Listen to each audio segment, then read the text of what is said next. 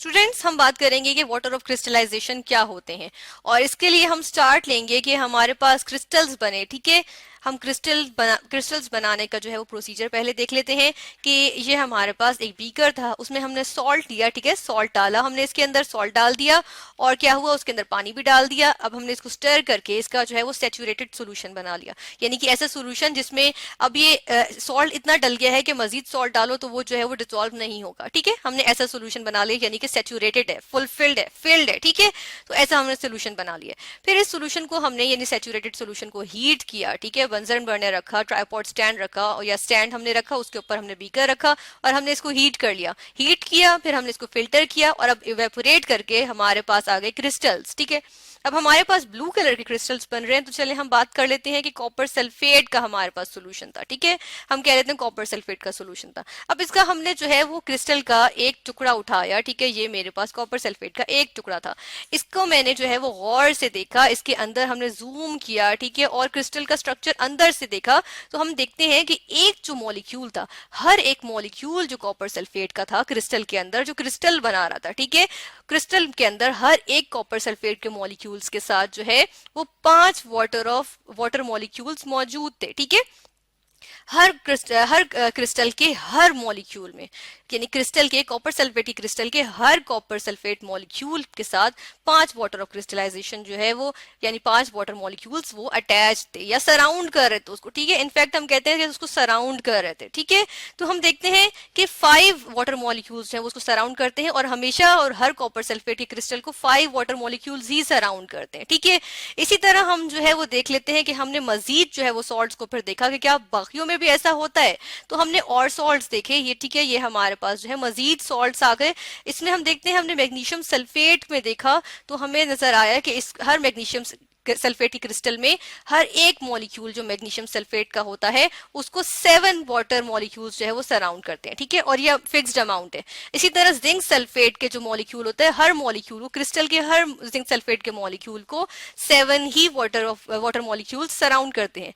और अगर हम सोडियम कार्बोनेट की बात करें तो इसके क्रिस्टल के हर मॉलिक्यूल में, सोडियम कार्बोनेट के मॉलिक्यूल में 10 वाटर मॉलिक्यूल्स ही सराउंड करते हैं हर मॉलिक्यूल को। ठीक है, इसी तरह एल्यूमिनियम क्लोराइड की बात करें तो हमेशा 6 मॉलिक्यूल्स ही वाटर के इसको जो है वो सराउंड करते हैं, हर एल्यूमिनियम क्लोराइड के मॉलिक्यूल को। ठीक है, तो हम देख रहे हैं ये फिक्स्ड अमाउंट होती है और ये जो है वो एक मॉलिक्यूल के लिए चेंज नहीं होती। ठीक है, यानी कि हमने क्या कह दिया कि एक हमारे पास प्रॉपर्टी आ गई फिक्स्ड अमाउंट। ठीक है, इसके अलावा हम देख रहे हैं कि हमारे पास कॉपर सल्फेट के क्रिस्टल्स जो है वो किस कलर के आए हैं, वो ब्लू कलर के हमारे पास क्रिस्टल्स आए हैं। ठीक है, तो हमें पता चला कि ये जो फिक्स्ड अमाउंट के जो वाटर मॉलिक्यूल्स हैं, जो एक मॉलिक्यूल जो क्रिस्टल के एक मॉलिक्यूल को सराउंड करते हैं, ठीक है, तो वो क्या कहलाते हैं, वो कहलाते हैं वाटर ऑफ क्रिस्टलाइजेशन। ठीक है, और इसकी वजह से जो सॉल्ट्स होते हैं जिनको वाटर मॉलिक्यूल सराउंड कर रहे होते हैं, ये कहलाते हैं, क्या कहलाते हैं, ये कहलाते हैं हाइड्रेट्स या हाइड्रेटेड सॉल्ट्स। ठीक है,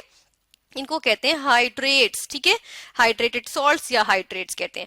और हम देखते हैं कि इस वाटर ऑफ क्रिस्टलाइजेशन को हम जो है वाटर ऑफ हाइड्रेशन भी कहते हैं। ठीक है, अब हम देखते हैं, हमने कहा कॉपर सल्फेट का सॉल्ट ब्लू है, हम जो है वो एक्चुअल पिक्चर भी देख लेते हैं कि हमारे पास यहाँ चाइना डिश में ये मौजूद है। ठीक है, तो हम देख रहे हैं कि हमारे पास आ गया ब्लू कलर का कॉपर सल्फेट और हम ये देखते हैं कि हमने ये ऑब्जर्व किया कि अगर इसको हम हीट करें, ठीक है, ये कॉपर सल्फेट का मौजूद था। चले हम यहाँ फिर से लिख लेते हैं और हम इसके कलर से ही मेंशन करते हैं कि ये जो है वो हमारे पास कॉपर सल्फेट, ठीक है, और ऑक्सीजन को हम बड़ा करके लिख लेते हैं कि ये कैपिटल ही है, कॉपर सल्फेट था और क्या था ये पेंटाहाइड्रेट था। हम देखते हैं कि कॉपर सल्फेट पेंटाहाइड्रेट को जब हमने हीट किया तो हमारे पास रिजल्ट में क्या चीज आ गई, हमारे पास रिजल्ट में जो है वो जो सॉल्ट था वो व्हाइट हो गया।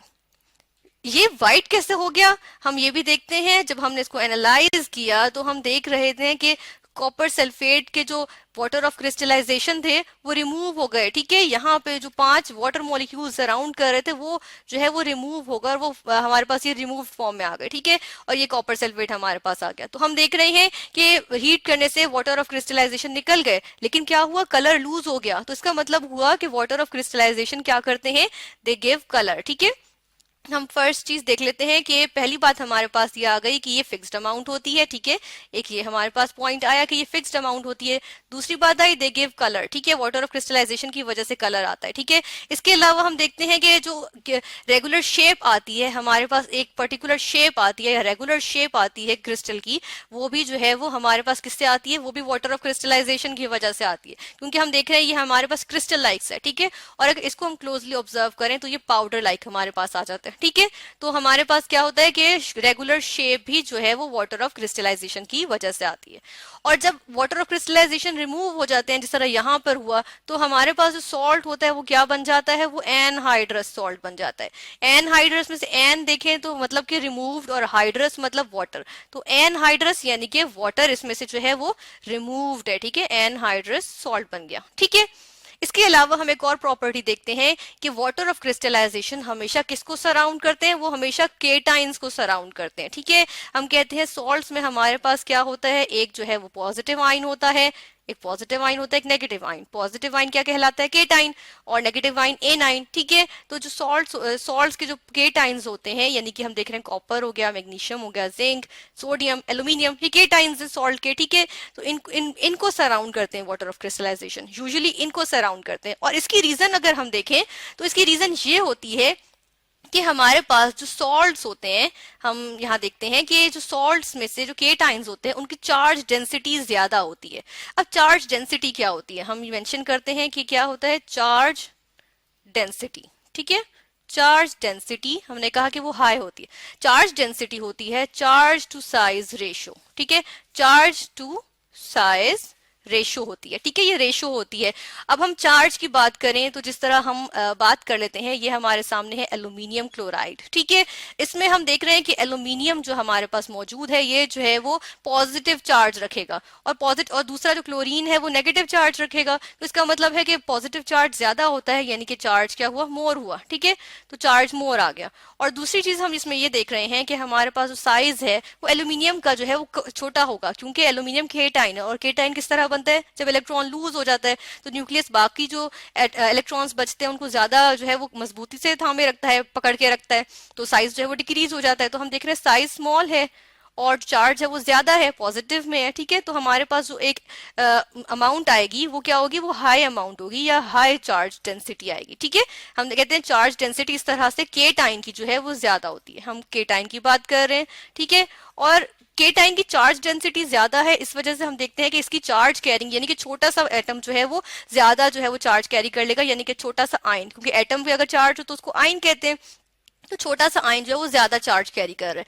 और हम कहते हैं जो वाटर होता है उसमें हमारे पास पोल्स बने होते हैं, कि अगर ये वाटर का स्ट्रक्चर है, इसमें हम देख रहे हैं कि ऑक्सीजन जो है वो इलेक्ट्रोनेगेटिव है, शेयर्ड इलेक्ट्रॉन पेयर को अपनी तरफ खींचेगा, ठीक है, तो उस पर पार्शियल नेगेटिव चार्ज आएगा, हाइड्रोजन पे पार्शियल पॉजिटिव चार्ज आएगा। तो क्या होगा, ये जो ऑक्सीजन है ये किसकी तरफ ज्यादा जाना चाहेगा, जिसमें ज्यादा पॉजिटिव चार्ज है, ठीक है, जिसमें ज्यादा चार्ज डेंसिटी। तो केटाइन जो है वो उस पर छोटा सा होगा लेकिन वो ज्यादा चार्ज कैरिंग है, तो इसलिए वो ऑक्सीजन ज्यादा उसकी तरफ कोशिश करेंगे कि मूव करो उसकी तरफ, ठीक है।